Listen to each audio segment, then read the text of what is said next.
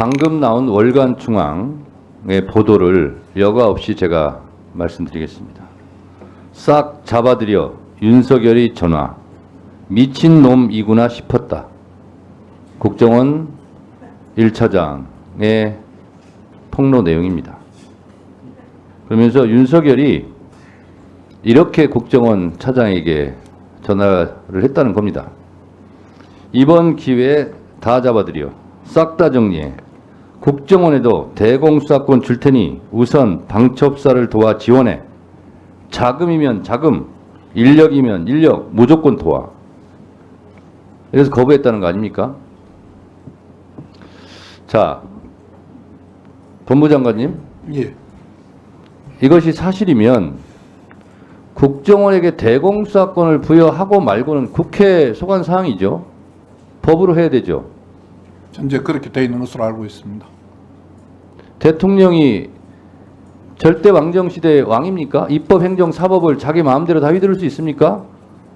무슨 재주로 국회 권한을 로 되어 있는 법 개정까지 본인이 이렇게 다 주겠다고 합니까? 이게 적어도 월권이죠? 법을 개정한 후에 해야 할 일이라고 생각합니다. 그렇습니다. 아니, 대통령으로부터 임명받은 국정원 제1차장도 윤석열 대통령에 대해서 미친놈이라고 지금 표현하고 있어요. 근데 국정원 차장만 이렇게 생각하느냐? 아마 상식적인 생각을 갖고 있는 국민 대부분이 다 이런 생각이에요, 지금. 이게 정상이냐? 미치지 않고서 어떻게 이런 일을 저지를 수가 있느냐? 이렇게 생각하는 것이 대처적인 국민들의 정서일 것이다, 이렇게 생각합니다. 제 얘기를 조금 드리겠습니다. 저는 텔레비전을 보고 있다가 갑자기 화면이 바뀌면서 윤석열 대통령의 무도한 반국가 세력이라느니 무슨 소굴이라느니 이런 말을 들으면서도 왜 그러지 믿지 않았어요.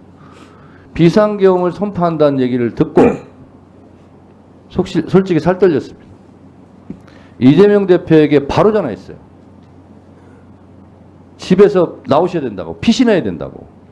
그때 이재명 대표의 첫 반응이 이거였어요. 아, 그거 딥페이크 아니에요? 이거였어요. 아, 설마 그럴 리가 있겠어요? 그래서 제가 그랬어요. 실제 상황입니다. 빨리 집을 나와서 피신해야 됩니다. 그리고 저도 수행비서에게 바로 전화해서 집으로 바로 오라고 했어요.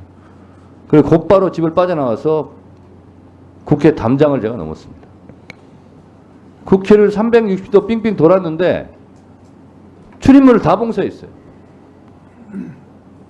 그럼에도 불구하고 일단 본회의장을 가야 된다. 빨리 이것을 해제 의결을 해야 된다.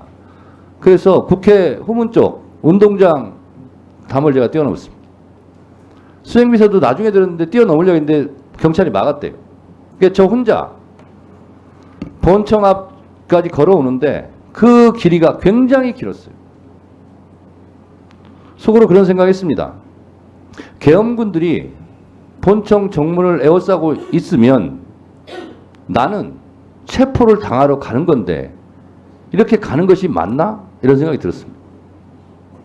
그렇지만 본청을 향해서 갈 수밖에 없었어요. 제가 비록 잡혀갈지라도 가야 된다고 생각했어요. 많은 국회의원들이 그런 두려움과 분노, 치떨림을 안고 본청을 향했습니다. 저는 88년 안기부에 연행돼서 4시간 동안 을지로 이름도 알지 못한 호텔 방에서 수도물이 콸콸 틀어진 물고문의 위협 상태에서 4시간 동안 팬티바람으로 수건으로 눈을 가린 채 4시간 동안 고문 폭행을 당했습니다.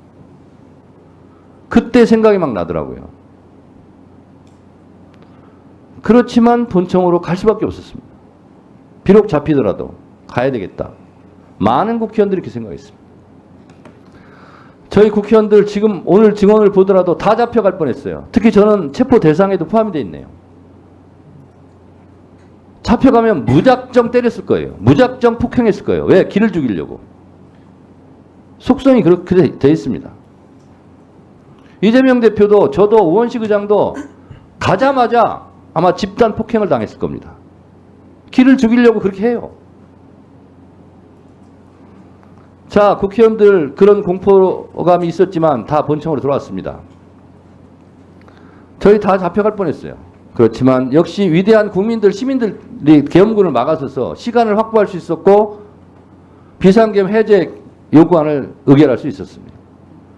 생각해보면 조선시대 임진왜란 때도 선조왕은 도망갔지만 민중들, 조선의 백성들이 나라를 지켰고 일제강점기 때 먹물든 학식 있는 고위 관료들 다 친일파되고 나라를 팔아먹을 때 나라를 지켰던 것은 일반 백성들, 독립운동 하던 분들이었고 4.19 때도 마찬가지였어요.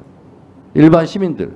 광주 5.18 때도 전두환, 노태우 군부 일당들이 광주를 학살할 때도 광주를 지켰던 것도 일반 국민 시민들이었고 6월 항쟁 때도 호원철폐 독재타도 이 나라를 구한 것이 일반 국민 시민들이었고 이번 12.3 비상계엄 내란 사태 때도 결국은 국회의원들이 의결할 수 있도록 도와줬던 것은 일반 시민들, 국민들이었어요. 제가 말하고자 하는 바는 일반 시민들, 국민들도 이렇게 하는데 여러분들은 뭐 했냐 이거예요. 일반 시민, 국민들이 몸으로 막았을 때 법무부 장관 이건 아니라고 얘기했어야 되는 거 아니에요? 대법관을 하고 있는 법원 행정처장 이거는 위헌이라고 즉각 발표했어야 되는 거 아니에요? 그 말하기 좋아하는 헌법재판관들 다 뭐하고 있었어요? 헌법재판소에서 재판관들이 이건 위헌이다. 즉시 중지해라. 이렇게 성명 한 줄이라도 빨리 냈어야 되는 거 아니에요? 일반 국민들보다 여러분들이 못하다는 겁니다. 더 공부 많이 하고 출세한 사람들이 월급도 많이 받는 사람들이 왜 그 모양이에요? 1분 더 넣으세요. 오늘 제가 화가 나는 것은 진정으로 반성하고 있냐 이거예요.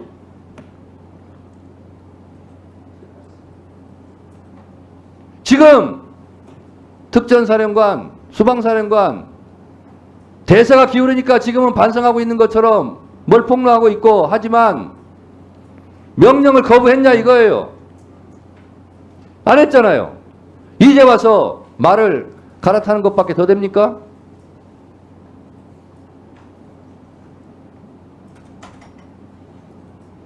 국방부 차관도 이제 와서 대세가 기우니까 이런 조치들 하는 거 아니에요. 검찰 이러니까 무슨 특수본 꾸린다 뭐한다 하는 척 하는 거 아니에요. 윤석열이 지금 펄펄 살아있고 힘 있으면 여러분들 이렇게 할 거예요? 안 할 거잖아요.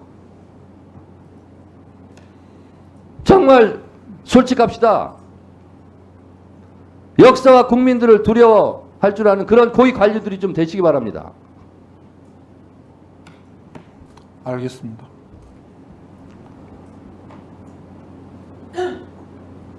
한 말씩 하세요. 법무장관 예. 한 말씀 하세요. 위원장님 말씀 잘 듣고 저희들이 뭐 제가 공직을 얼마나 더 앞으로 할지 모르겠습니다만 염두에 두고 잘 하도록 하겠습니다. 법원 행정처장도 한 말씀 하세요.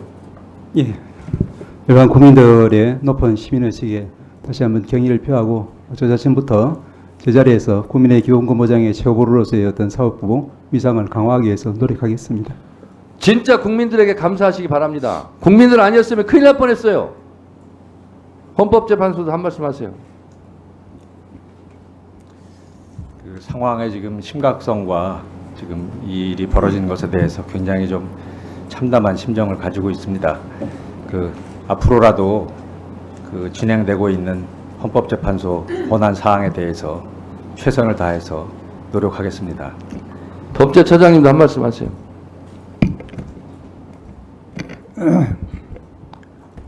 예, 그 계엄의 요건과 관련해서는 이미 국회가 다른 의견을 가지고 계엄 해제 요구를 했고 그 해제 요구에 따라서 해제가 돼서 일단은 그 부분은 정리가 되었습니다. 그 이후에 이것과 관련해서 어떤 책임을 질 것인가에 대해서는 우리 헌법이 여러 가지 절차를 마련하고 있고 그에 따라서 절차가 진행되고 있는 것을 알고 있습니다. 그 절차를 조용히 기다리면서 행정기관장으로서 공무원들이 소속 공무원들이 동의하지 않게 잘 다독이겠습니다. 예. 역시 반성과 잘 사과는 들었습니다. 없으시군요. 오동훈 공수처장도 오늘 한마디도 안 하시는데 한 말씀 하세요. 헌정 질서 중단을 회복시켜준 국회의원님들과 국민들께 경의를 표합니다. 그 나머지에 대해서는 수사기관의 그 수장으로서 수사로 또 말해주고 싶습니다. 네, 조은석 감사원장 대행도 한 말씀 하세요. 예, 저희도 뭐 충격 속에 TV 중계를 지켜봤는데요. 그 시민들과 의원님들의 그 용기가 오늘날 저희가 이 자리에서 이런 말씀을 드릴 수 있는 기회가 된 게 아닌가 싶습니다. 감사합니다. 네, 우리 김선호 국방부 차관입니다. 예, 차관으로서 이런 사태를 막지 못한 책임이 가볍지 않다는 거 잘 인식하고 있습니다. 그 책임 지도록 하고 향후 지금 새로운 장관이 부임하기 전에 다시 국방부 우리 군을 가장 빨리 정상화시킬 수 있는 그 역할을 최선을 다하고 희의 책임을 지도록 하겠습니다. 네. 오늘 좀 어수선한 상태에서 법사위를 진행했